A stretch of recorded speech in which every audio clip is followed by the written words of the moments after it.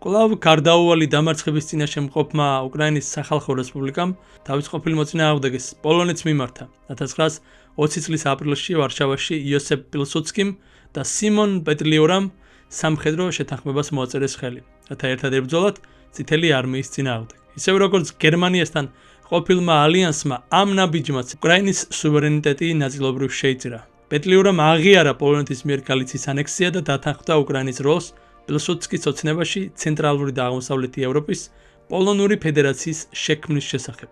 თუმცა პოლონეთ-უკრაინის სამხედრო კამპანია სრული კრახით დასრულდა. წითელმა არმიამ პოლონელები თითქმის მთლიანად გამოდევნა უკრაინიდან. 1920 წლის აგვისტოში წითელი არმია ვარშავასთან დამარცხდა და იძულებული გახდა უკან დაეხია.